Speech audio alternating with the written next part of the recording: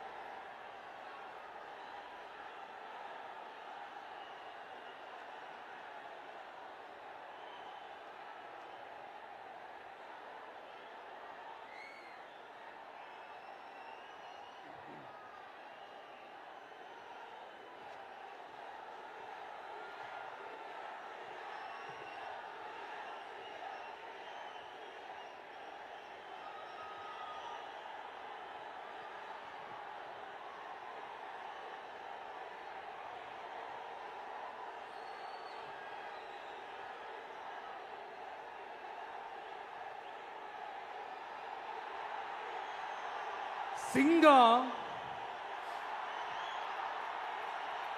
ஒரு சிங்கம் எப்போ எதுலயும் பெக்யூலியர் தான்.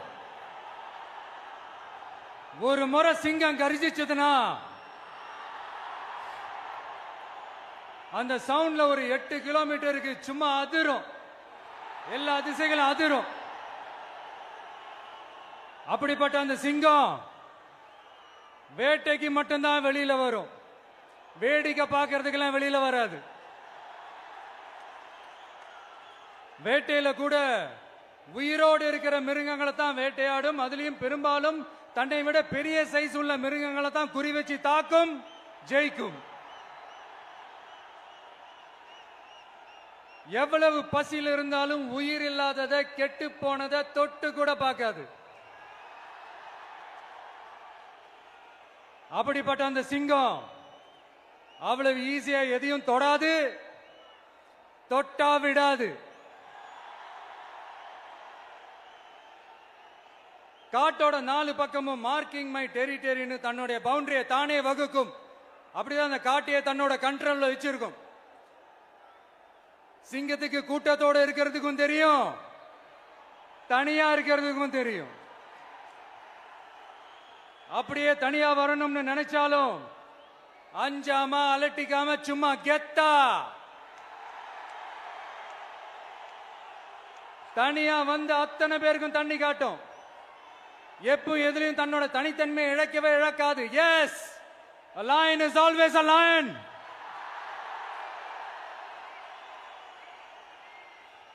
There are so many jackals and other animals in the forest, but there will be only one lion.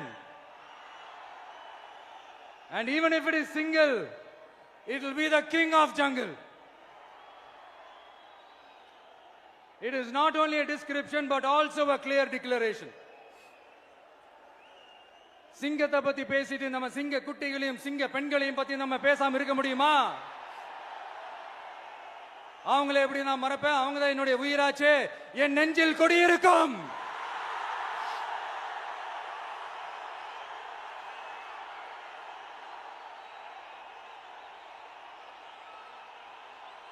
என்னுடைய தோழர்களுக்கும் தோழிகளுக்கும்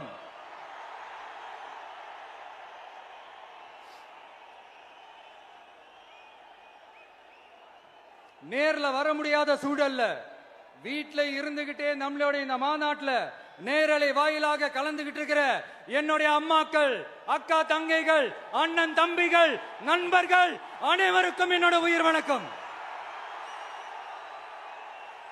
என்னோட உயிர் வணக்கம். என்னோட உயிர் வணக்கம்.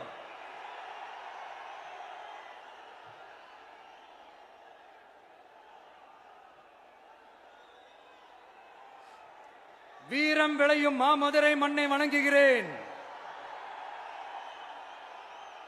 இந்த மதுரைனாலே உடனே ஞாபகத்துக்கு வரது சீறி பாஞ்சி துள்ளி குதிக்கிற யாருக்கும் அடங்காத காளைகள் விளையாடுற அலங்காநல்லூர் ஜல்லிக்கட்டு தான். நம்ம வைகை ஆறுதான்.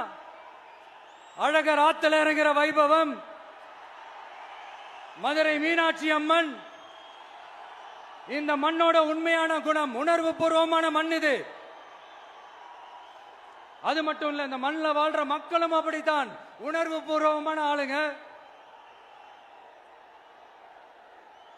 நான் இந்த மண்ணில் கால் எடுத்து வச்ச உடனே ஒரே ஒருத்தரை பத்தி தான் மனசுக்குள்ள ஓடிக்கிட்டே இருந்தது. அவர் யாருன்னு உங்களுக்கும் தெரிஞ்சிருக்கும். சினிமானாலும் சரி, அரசியல்னாலும் சரி, நமக்கு ரொம்ப ரொம்ப பிடிச்சது புரட்சி தலைவர் எம்ஜிஆர் அவர்கள் தான். அவரோட பழகிறதுக்கு எனக்கு வாய்ப்பு கிடைக்கல. ஆனா அவரை மாதிரியே குணம் கொண்ட என்னுடைய அண்ணன் புரட்சி கலைஞர் கேப்டன் விஜயகாந்த் அவர்களோட பழகிறதுக்கு எனக்கு நிறையவே வாய்ப்பு கிடைச்சது. அவரும் இந்த மதுரை மண்ணை சேர்ந்தவர் தானே, அவரை மறக்க முடியுமா? தமிழ்நாட்டு மக்கள் உணர்வுபூர்வமா உண்மையா நம்ம பக்கத்திலே நிக்கிறவங்க, அதுக்கு ஒரு மிகப்பெரிய அடையாளம் தான் இந்த மதுரை மண். நம்ம தமிழக வெற்றி கழகம் கையில் எடுத்திருக்கிற அரசியலும் அப்படித்தான். உண்மையான அரசியல், உணர்வு பூர்வமான அரசியல், நல்ல அரசியல், நல்லவங்களுக்கான அரசியல், நாட்டு மக்களுக்கான அரசியல், நல்லது மட்டுமே செய்கிற அரசியல்.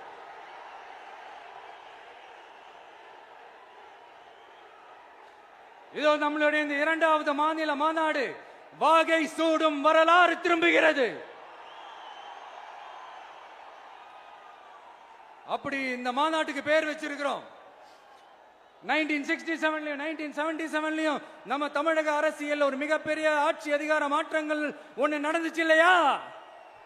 அதே மாதிரிதான் அடுத்த வருஷம் 2026ல அப்படி ஒரு வரலாறு திரும்ப போகுதுன்னு உறுதியா சொல்றதுக்கான மாநாடு தான் நம்மளோட இந்த 2வது மாநில மாநாடு. விக்கிரவாண்டி விசாலையில் நம்மளுடைய ஃபர்ஸ்ட் மாநாடு நடத்தணும், வெற்றி கொள்கை திருவிழா. அதுக்கப்புறமே நீங்க பார்த்திருப்பீங்க, தமிழக அரசியல் அந்த தட்ப வெப்பத்தையே மாத்தினுச்சு. நமக்கு எதிராக எத்தனை குரல்கள். ஆனா உங்களுக்கு தான் நம்மளை பத்தி நல்லா தெரியுமே, எந்த குரலையும் காதலையே போட்டுக்காம மக்களோட குரலை மட்டுமே கேட்டுக்கிட்டு நமக்கு எதிராக வர அத்தனை கூக்குரல்களையும் சின்னதா ஒரு சிரிப்போடவே கடந்து வந்திருக்கிறோம். அது இல்லாம நம்ம மாநாட்டில் ஒலிக்கிற இந்த குரல், இந்த ஒற்றை தமிழ் மகனோட குரல் மட்டுமல்ல, ஒட்டுமொத்த தமிழ்நாட்டு மக்களுடைய குரல். தமிழ்நாட்டில் இருக்கிற ஒவ்வொரு வீட்டில இருந்தும் ஒலிக்கிற குரல், ஒட்டுமொத்த உலகெங்கும் வாழும் ஒவ்வொரு தமிழ் வீட்டிலிருந்தும் எழும் குரல். இந்த சினிமா என்கிற மாபெரும் கலை ஆயுதத்தின் வாயிலாக சாதி, மதம், இனம், பாலினம், மொழி கடந்து இந்த நாட்டின் மூளை முடுக்கெங்கும் ரசிகர்களாக இருந்து தோழர்களாக நம்மோடு பயணிக்க துவங்கியுள்ள அனைவரோடும் இணைந்த ஒவ்வொரு மனிதருக்காகவும் ஒலிக்கிற உரிமை குரல். மாநில உரிமைக்காக, பெண் உரிமைக்காக, சமூக நீதிக்காக, சமநீதிக்காக, மதச்சார்பின்மைக்காக உண்மையா ஒலிக்கிற குரல். அதனால் இந்த குரலுக்கு எதிராக இன்னும் இன்னும் எத்தனை எத்தனை குரல்கள் வந்தாலும் ஓங்கி ஒலிக்குமே தவிர ஒரு நாளும் ஓயவே ஓயாது. Yes, it is an unstoppable voice, an unstoppable force.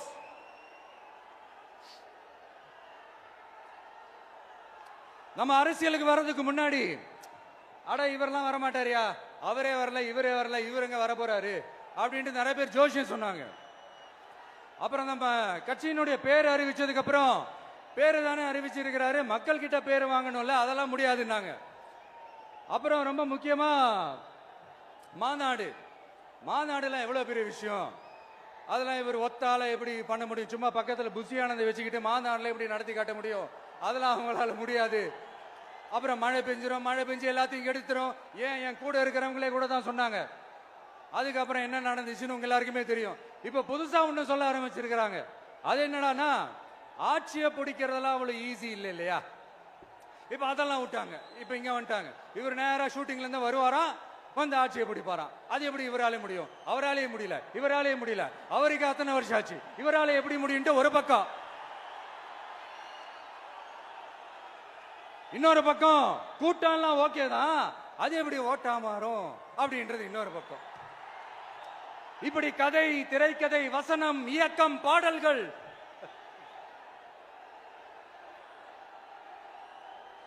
அதனால இந்த அரசியல் ஆய்வாளர்களுக்கு நான் சொல்றதெல்லாம் ஒன்னேதான், நல்லா கேட்டுக்கங்க. இந்த விஜய் ஏதோ இந்த பல லட்சம் பேர் கூடுற கூட்டத்துல மட்டுமே இருக்கிறாரு அப்படின்னு மட்டும் தப்பு கணக்கு போட்டாதீங்க. ஏன்னா நம்மளுடைய இந்த கூட்டம் வெறும் ஓட்டா மட்டும் இல்லைங்க, வரப்போற தேர்தலில் மக்கள் விரோத ஆட்சியாளர்களுக்கு நாம வைக்க போற வேட்டா, நம்மளை கோட்டைக்கு அனுப்ப போற ரூட்டா இருக்க போதுன்னு சீக்கிரமாவே தெரிஞ்சுப்பீங்க. ஏன்னா கோடிக்கணக்கானவங்களோட ஹார்ட்லயும் வீட்லயும் ஏற்கனவே ஆல்ரெடி உயிரா உணர்வா உறவா இருக்கிறோம். நம்மளுடைய கனெக்ட் எல்லாம் வெறும் மக்களோட மட்டும்தான். நாம யாருன்னு அவங்களுக்கு தெரியும், அவங்க யாருன்னு நமக்கு தெரியும். நாமளும் நம்ம மக்களும் எப்படி இருக்கிறோம்னு எதிரிகளுக்கு நல்லாவே தெரியும். இருந்தாலும் இந்த விஜய் எதுக்குப்பா வந்திருக்கிறாரு, இவர் என்ன புதுசா என்ன திட்டம்லாம் சொல்லிட்டாரு அப்படின்னு வேற நிறைய கேள்விகள். இந்த சொல்றேன் தெரிஞ்சுக்கங்க. பெண் குழந்தைகள், பெண்கள் மற்றும் வயசானவங்களோட பாதுகாப்புல தான் நம்ம பிரையாரிட்டியே. அடுத்து இளைஞர்கள், உழவர்கள், உழைப்பாளர்கள், நெசவாளர்கள், மீனவர்கள், ஆதரவற்ற முதியோர்கள், மாற்றுத்திறனாளிகள், மூன்றாம் பால் இனத்தவர்கள்னு இன்னும் யாருக்கெல்லாம் கவர்மெண்டோட ஒரு ஸ்பெஷல் அட்டென்ஷன் தேவையோ அவங்க எல்லாருக்குமான ஒரு கவர்மெண்ட் அமைக்கிறது தான் நம்ம இலக்கே. நான் ஏற்கனவே சொன்னதை தான் நான் திரும்பவும் சொல்றேன். நம்மளுடைய இந்த தமிழக வெற்றி கழகம் ஏதோ அரசியல் ஆதாயத்துக்காக தொடங்கப்பட்ட கட்சியெல்லாம் கிடையாதுங்க. கொள்கை கோட்பாடுகளோடு தந்தை பெரியார், பெருந்தலைவர் காமராஜர், அண்ணல் அம்பேத்கர், வீரமங்க வேலு நாச்சியார், மக்கள் சேவகர் அஞ்சலை அம்மாள், நம்மளுடைய 5 கொள்கை தலைவர்களோட வழிகாட்டுதல்களோடு தொடங்கப்பட்ட கட்சி. நம்ம ஸ்டாண்ட்ல நாம எப்பவுமே ஸ்ட்ராங்கா தாங்க இருக்கிறோம். அதுல எந்த மாற்றத்துக்கோ எந்த சமரசத்துக்கோ துளி கூட இடமில்லை. நம்மளுடைய ஒரே கொள்கை எதிரி பாஜக தான். நம்மளுடைய ஒரே அரசியல் எதிரி திமுக தான். எப்படி? நம்மளுடைய ஒரே கொள்கை எதிரி, நம்மளுடைய ஒரே அரசியல் எதிரி ஏதோ அண்டர் கிரவுண்ட் ஆதாயத்துக்காக டீல் போட்டுக்கிட்டு டீல் பேசிக்கிட்டு இந்த அலையன்ஸ் வச்சுக்கிட்டு இந்த ஊரை ஏமாத்துற கட்சி எல்லாம் நம்ம டிவிக்கே கிடையாதுங்க. யாருக்காகவும் எதுக்காகவும் எந்த பயமும் கிடையாது. மாபெரும் பெண்கள் சக்தி நம்மளோட இருக்கிறாங்க, மாபெரும் இளைஞர்கள் சக்தி நம்மளோட இருக்கிறாங்க, ஒட்டுமொத்த தமிழ்நாட்டு மக்களுடைய சக்தி நம்மளோட நிக்கிறாங்க. அப்படி இருக்கும்போது இந்தியாவில் இருக்கிற எல்லா ஸ்டேட்லயும் வாழ்ற நம்ம தமிழ் நெஞ்சங்கள் மட்டும் இல்ல, உலகம் பூரா 100க்கும் மேலான நாடுகள்ல வாழ்ற நம்ம தாய் தமிழ் உறவுகள் எல்லாருமே என்ன விஜய் தளபதி விஜய் இல்லனா விஜய் தளபதி இப்படி சொந்தம் கொண்டாடுற கோடிக்கணக்கானவங்களோட அன்பு மாசியும் நம்மளோட இருக்கும் போது, இவங்க எல்லாருமே நம்மளோட நிற்கும் போது எதுக்குங்க இந்த பாசிச பாஜகவோட நேரடி கூட்டணியோ இல்ல மறைமுக கூட்டணியோ உறவு வச்சுக்க? நாம என்ன உலகமாக ஊழல் கட்சி என்ன?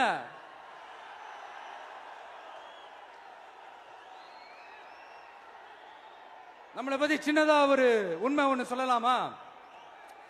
என்னடா இவர் வாயால இப்படி சொல்றாருன்ட்டு யாரும் தவறா நினைச்சுக்க வேணாம். ஏன்னா இது ஒரு விதத்துல ஒரு ஃபேக்டும் கூட. அதனாலதான் நான் சொல்லணும்னு ஆசைப்படுறேன். நம்ம யார் தெரியும்ல? நாம எல்லாருமே சொல்றேன். நாம யார் தெரியும்ல? இந்தியாவின் மாபெரும் மக்கள் சக்தி கொண்ட ஒரு மகத்தான வெகுஜன மக்கள் படை.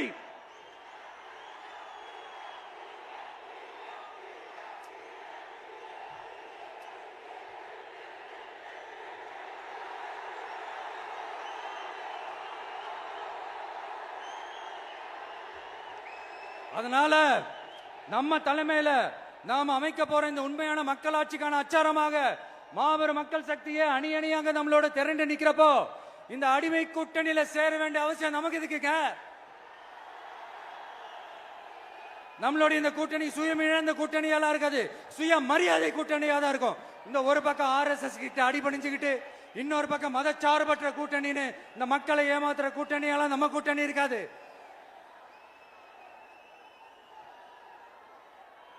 நான் இப்பவும் சொல்றேன், நம்மளை நம்பி வர்றவங்களுக்கு ஆட்சியிலும் அதிகாரத்திலும் உறுதியாக பங்களிப்பு செய்யப்படும்.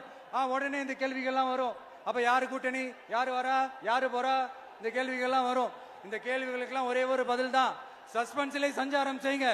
ஆனா ஒண்ணு, 2026ல 2 பேருக்கு நடுவுல தான் போட்டியே. ஒன்னு டிவிகே,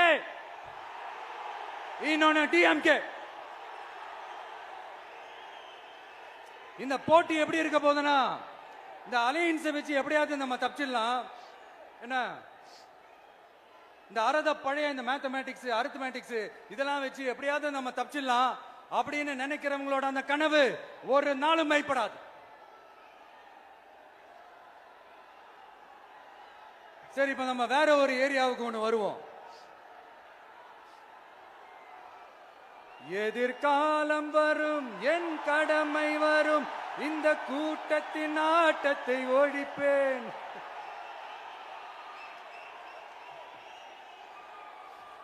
மக்கள் அரசியல் என்ற அந்த சவுக்க கையில் எடுக்கலாமா? யாருக்கு எதிரான தானே கேக்குறீங்க? வேற யாரு? மறைமுக உறவுக்காரர்களான பாசிச பாஜகவும் பாய்சன் திமுகவும் தான்.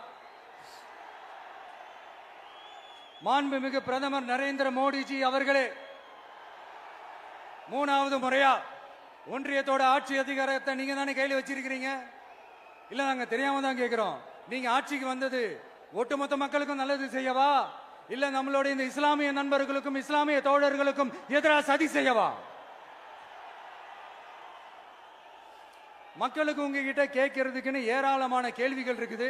அதனால அவங்க சார்பா, அவங்கள ஒருத்தனா, அவங்களோட ஒரு உண்மையான ஒரு பிரதிநிதியா உங்ககிட்ட சில கேள்விகள் கேட்கணும். மிஸ்டர் பிரைம் மினிஸ்டர் அவர்களே, நம்ம தமிழ்நாட்டு மீனவர்கள் கிட்டத்தட்ட ஒரு 800 பேருக்கு மேல இலங்கை கடற்படையால தாக்கி அழிக்கப்பட்டிருக்கிறாங்க. அதை கண்டிக்கிறதுக்காக உங்களை பெருசா எதுவும் செய்ய சொல்லல. சின்னதா ஒண்ணு மட்டும் செஞ்சு கொடுங்க. இனிமேலாச்சும் எங்களுடைய மீனவர்கள் பாதுகாப்பா இருக்கிறதுக்காக இந்த கச்சத்தீவை இலங்கை கிட்ட இருந்து மீட்டு கொடுத்துருங்க, அது போதும். உங்களுடைய இந்த முரட்டு பிடிவாதத்தால நீங்க நடத்துற இந்த நீட்டு தேர்வு, அதனால இங்க என்னென்ன நடக்குதுன்னு சொல்றதுக்கே மனசு வலிக்குது. அதனால அந்த நீட்டு தேர்வு தேவையில்லைன்னு அறிவிச்சிருங்க, அது போதும். செய்வீர்களா திரு நரேந்திரபாய் தாமோதர் மோடிஜி அவர்களே? எங்களுக்கு என்னென்ன தேவையோ, என்னென்ன நல்லதோ அதெல்லாம் செய்ய மாட்டேங்கிறீங்க. ஆனா ஆட்சி அதிகாரத்தை மட்டும் கையில வச்சுக்கிட்டு மக்களை ஏமாத்த நேரடியாக ஒரு பாசிச பாஜக அடிமை கூட்டணி ஒண்ணு. அடுத்து உங்களோட இந்த மைனாரிட்டி ஆட்சியை ஓட்டுறதுக்காக மறைமுகமாக RSS அடிமை குடும்பம்னு இன்னொரு கூட்டணி. இப்படி மக்கள் சக்தியே இல்லாத இந்த ஊழல் கட்சிகளை மிரட்டி அடிபணிய வச்சு 2029 வரைக்கும் சொகுசு பயணம் போயிடலாம்னு திட்டம் தீட்டி வச்சிருக்கிறீங்க. அதானே ஜி? என்ன ஜி? ஒண்ணு மட்டும் சொல்றேன், தெரிஞ்சுக்கங்க. என்னதான் நீங்க இந்த நேரடி மறைமுக கூட்டணி குட்டிகரணம் போட்டாலும் தாமரை இலையில தண்ணியே ஒட்டாது. தமிழக மக்கள் மட்டும் எப்படி ஒட்டுவாங்க?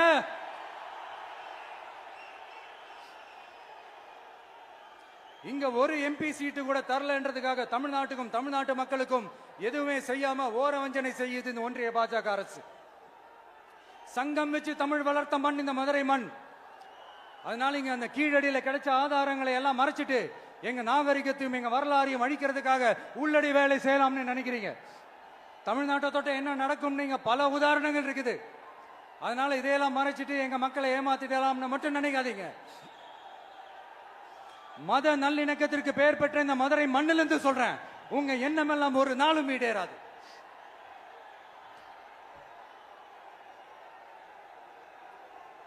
எம்ஜிஆர்னா யார் தெரியும்ல? அவர் மாஸ்னா என்னன்னு தெரியும்ல? அவர் உயிரோடு இருக்கிற வரைக்கும் அந்த சிஎம் சீட்டை பத்தி ஒருத்தராலையும் நினைச்சு கூட பார்க்க முடியல, கனவு கூட காண முடியல. எப்படியாவது அந்த சிஎம் சீட்டை என்கிட்ட கொடுத்துருங்க, என் நண்பர் எம்ஜிஆர் திரும்ப வந்ததுக்கு அப்புறம் நான் திருப்பி கொடுத்துறேன்னு தன்னோட எதிரியை கூட மக்கள் கிட்ட கெஞ்ச வச்சவர் எம்ஜிஆர். எப்படி கெஞ்ச வச்சவர்? அதனால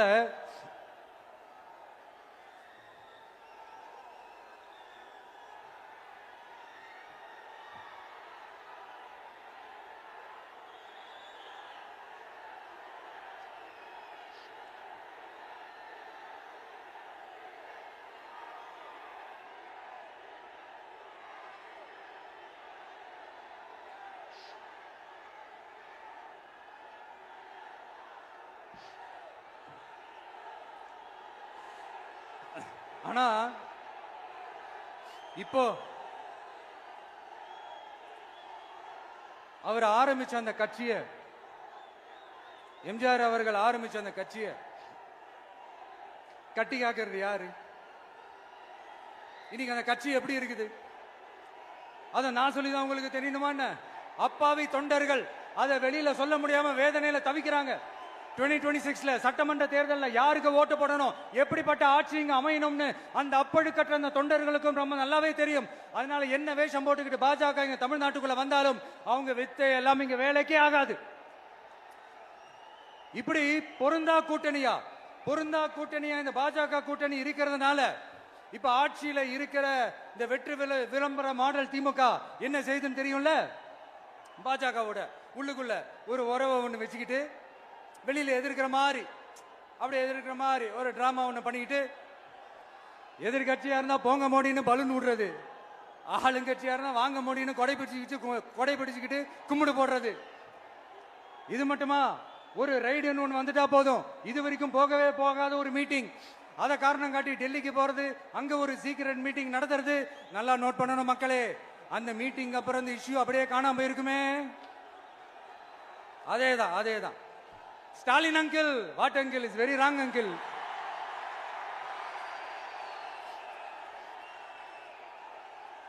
இப்படி தமிழ்நாட்டில் இப்ப நடக்கிற இந்த ஆட்சியினுடைய லட்சணத்தை பார்த்துக்கிட்டு நாம எப்படி சும்மா இருக்க முடியும்? ஒரு தவறு செய்தால், அதை தெரிந்து செய்தால், அவர் கபட நாடக மு.க. ஸ்டாலின் அங்கிளாகவே இருந்தாலும், அங்கிள் உங்களுக்கு மனசாட்சின்னு ஒண்ணு இருந்துச்சுன்னா நாங்க கேட்கிற கேள்விகளுக்கு மட்டும் கொஞ்சம் பதில் சொல்லுங்க அங்கிள். நீங்க நடத்துற இந்த ஆட்சியில நேர்மை இருக்கா? நியாயம் இருக்கா? ஊழல் இல்லாம இருக்கா? சட்டம் ஒழுங்கு சரியா இருக்கா? பெண்களுக்கு பாதுகாப்பு இருக்கா? பொதுமக்களுக்கு பாதுகாப்பு இருக்கா? இயற்கை வளங்களுக்கு பாதுகாப்பு இருக்கா? சொல்லுங்க மை டியர் அங்கிள், சொல்லுங்க. டாஸ்மாக்ல மட்டுமே இது வரைக்கும் 1000 கோடிக்கு மேல ஊழல்னு சொல்றாங்க. அதுல மட்டுமா தப்பு நடக்குது? வேற எதுல தான் நடக்கல?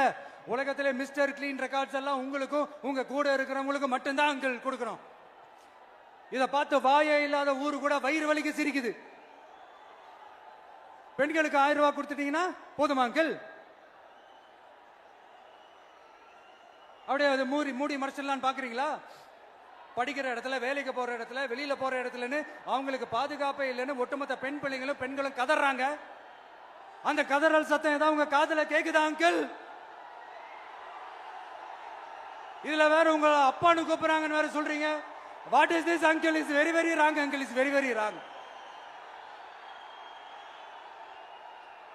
பெண்களுக்கு மட்டுமா பொய் வாக்குறுதி கொடுத்து ஏமாத்துறீங்க?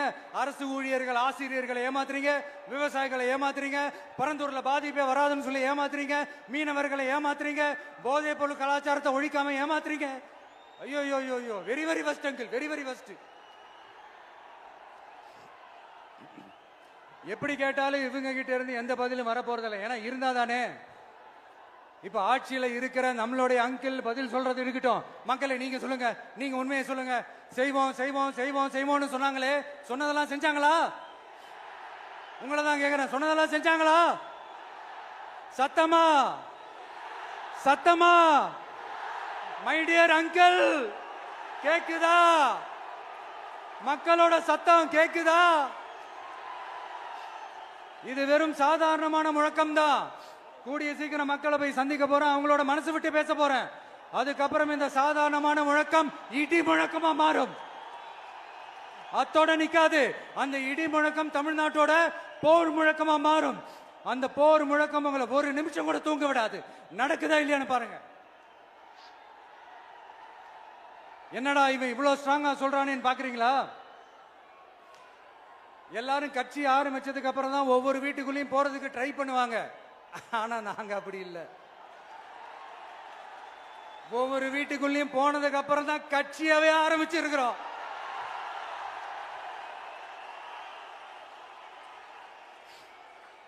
அதனால ஒட்டுமொத்தமா எல்லாருமா சேர்ந்து இந்த திமுக ஆட்சிய, கபட நாடக திமுக ஆட்சிய 2026 தேர்தலில் வீட்டுக்கு அனுப்புறோம். வீட்டுக்கு அனுப்புறோம். என்ன நண்பா, சரிதானே? என்ன நண்பி, செய்வீர்கள் தானே? இப்போ உங்களுக்கு சின்னதா ஒரு சர்ப்ரைஸ். நம்ம கட்சியினுடைய வேட்பாளர் பட்டியலை இப்ப நான் அறிவிக்க போறேன்.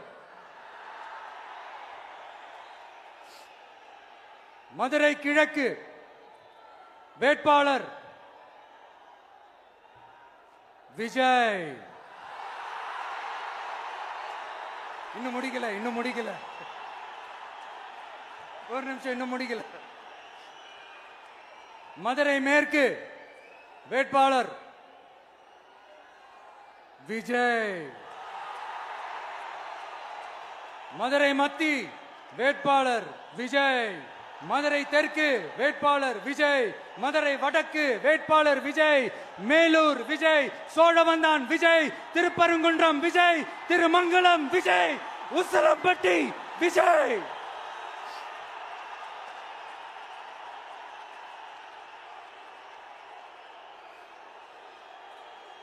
என்னடா எல்லா தொகுதியிலையும் ஒரே வேட்பாளர்னு பாக்குறீங்களா?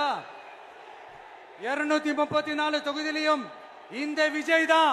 அதாவது உங்க விஜய் தான் உங்க சின்னம். இன்னும் சிம்பிளா சொல்லணும்னா உங்க வீட்டில் இருக்கிற ஒருத்தர் தான் வேட்பாளரா நிக்க போறாங்க. அந்த வேட்பாளரும் நானும் வேறு வேறு இல்லை. நீங்க அவருக்கு ஓட்டு போட்டீங்கன்னா எனக்கு ஓட்டு போட்ட மாதிரி. இந்த முகத்துக்காக நீங்க ஓட்டு போட்டீங்கன்னா உங்க வீட்டில் இருக்கிற உங்களுடைய வேட்பாளர் ஜெயிச்ச மாதிரி. என்னடா இவர் ஏதோ ஓவரா சொல்றாருன்னு நினைக்க வேணாம். பிராக்டிக்கலா அப்படிதான் இருக்கும், அப்படிதான் இருக்கணும். நீங்களும் அப்படிதான் நினைப்பீங்கன்னு நான் நம்புறேன். ஏன்னா இது நம்மளை விட நம்ம எதிரிங்களுக்கு இன்னும் நல்லாவே தெரியும். அதனால எல்லாம் இந்த அதிகார பலம் எல்லாத்தையும் தூக்கிட்டு வந்துருவாங்க. வரட்டும், பாத்துக்கலாம். TVK will take it, TVK will meet it, TVK will compete with it and TVK will conquer it. TVK will conquer it.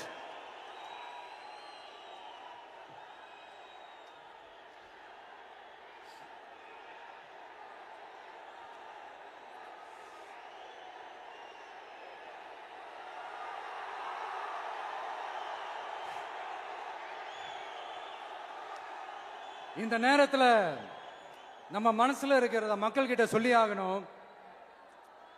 Thoothukudi ஸ்னோலினோட அம்மா என்ன அவங்களோட தம்பி, இன்னும் அவங்க பொண்ணுக்கு நான் தாய் மாமன்னு சொன்னாங்க.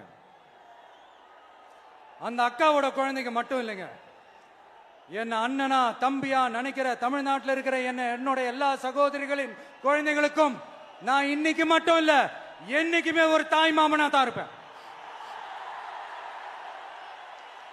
நீங்க எல்லாரும் என்னுடைய ரத்த உறவு, கூட பிறந்த பொறுப்பு.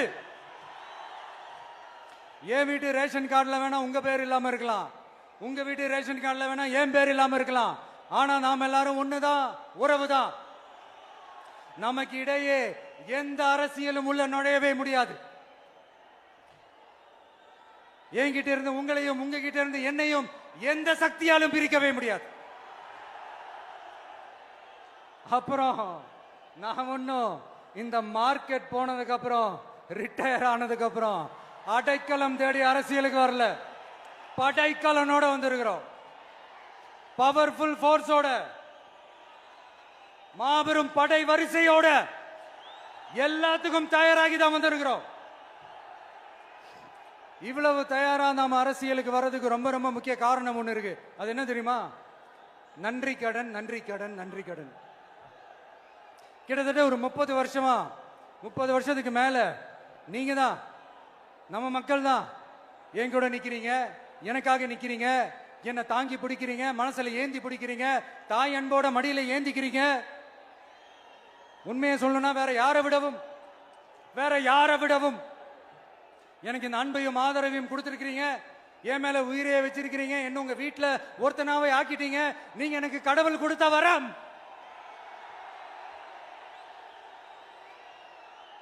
உலகம் பூரா நமக்காக நம்ம கூட நிக்கிற நம்ம மக்களை நான் எப்படி மறப்பேன்?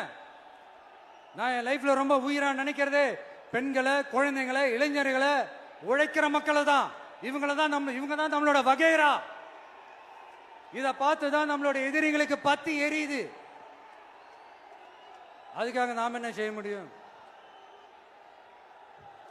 அதனால நம்ம உறவுகளை, சொந்தத்தை, வகையறாவ யாருக்காகவும் எதுக்காகவும் விட்டு கொடுக்க முடியாது இல்லையா?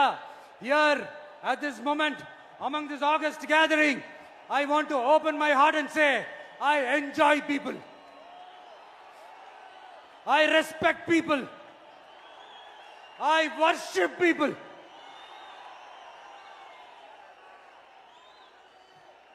சரிப்பா, இவ்வளவு செஞ்ச நம்ம மக்களுக்கு நன்றி கடனா உன்னால முழுமையா செலுத்த முடியுமான்னு கேட்டா சத்தியமா சொல்றேன், என்னால முடியாதுதான். இன்னும் எத்தனை ஜென்மம் எடுத்தாலும் அந்த நன்றி கடனை என்னால தீர்க்கவே முடியாது. அப்புறம் என்ன மானாவுக்கடா நீ வந்திருக்க அதானே கேக்குறீங்க? மைண்ட் வாய்ஸ் கேட்ட மாதிரி இருந்து.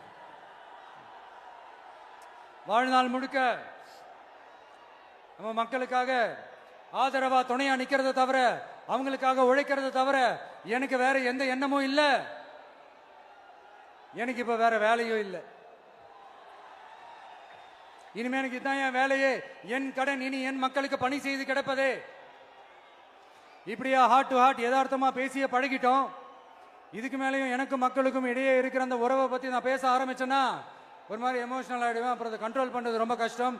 அதனால என்ன மனசார நேசிக்கிற நம்ம மக்களுக்கு ஒன்னே ஒன்று சொல்றேன், இந்த விஜய் உங்க விஜய், உங்களுக்கான விஜய், உங்களுக்காக மட்டுமே இருக்கிற விஜய்.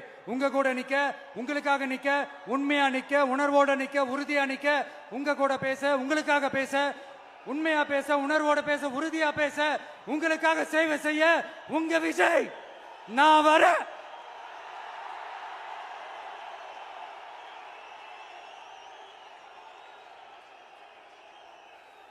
சொல்லல முக்கியம், செயல் செயல் செயல் தான் முக்கியம். செய்கை தான் சும்மா சிறப்பா இருக்கணும். நான் ஆட்சிக்கு வந்தேன்னா சும்மா அது செய்வேன், இது செய்வேன், நல்லது செய்வேன், உருட்டுவேன், புரட்டுவேன், அதெல்லாம் கிடையாது.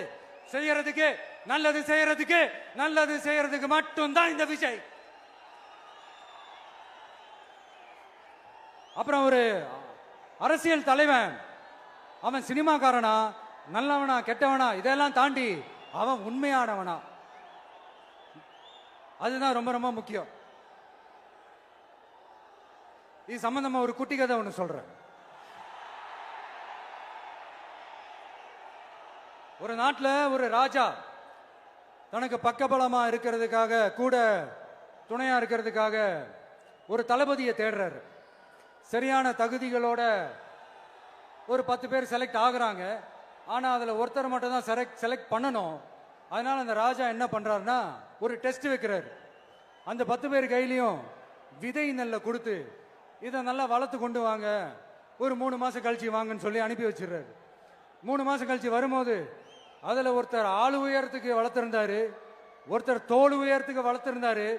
அதுல ஒரு 9 பேரும் நல்லா வளர்த்து கொண்டு வந்திருந்தாங்க. ஒருத்தர் மட்டும் வெறும் தொட்டியோடவே வந்தாரு. என்னன்னு கேட்டதுக்கு, நானும் தண்ணி ஊத்தி ஊத்தி பாக்குறேன், உரம் வச்சு வச்சு பாக்குறேன், வளரவே மாட்டேங்குது ராஜா, என்ன பண்றதுன்னு தெரியலன்னு சொன்னதுக்கு ராஜா அவரை கட்டி அணைச்சிக்கிட்டு, இனிமே நீதான் என்னுடைய தளபதி, எல்லா அதிகாரமும் உனக்கு தான் சொன்னாரு. ஏன்னா அந்த 10 பேர் கையிலையும் ராஜா கொடுத்தது அவித்த விதை நெல், அது முளைக்கவே முளைக்காது.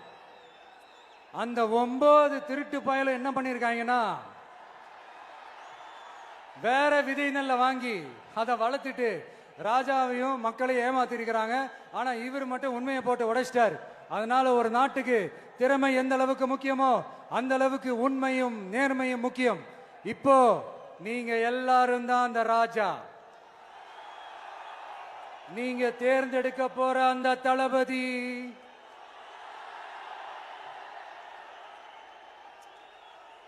சும்மா சினிமாக்காரன் சினிமாக்காரன் சினிமாக்காரன். அம்பேத்கர் அவர்களை தோக்கடிச்சது சினிமாக்காரன் இல்ல, அரசியல்வாதி.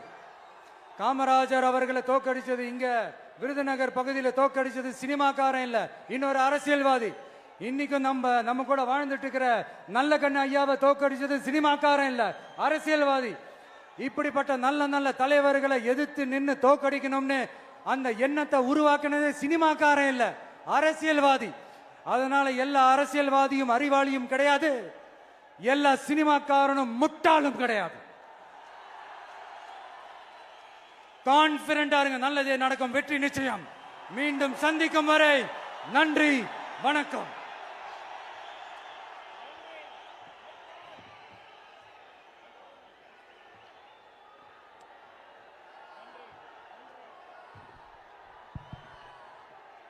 தமிழக வெற்றி கழகத்தினுடைய வெற்றி தலைவரின் வார்த்தைகள் நம்முடைய வேத வாக்காக எடுத்துக்கொண்டு நிறைவேற்றுவோம். கட்டுக்கடங்காத கூட்டத்தின் நலன் கருதி தீர்மானங்கள் தனியாக வெளியிடப்படும் என்று சொல்லி நன்றி உரை தருகிறார் நம்முடைய மாவட்ட செயலாளர் அண்ணன் தங்கபாண்டி அவர்கள். தமிழக வெற்றி கழகத்தினுடைய வெற்றி மாநாட்டில் தமிழக வெற்றி கழகத்தின் வெற்றி மாநாட்டில் சிறப்புரையாற்றிய அருமை அண்ணன் கழகத்தின் தலைவர் தலைமையாளர்களுக்கும் இந்த மாநாடுக்கு வருகை தந்துள்ள கழக தோழர்களுக்கும் மதுரை மாவட்டத்தின் சார்பாக நன்றி நன்றி நன்றி. மதுரையில் இருந்து சொல்கிறோம், சந்திரன் வந்து விட்டார்.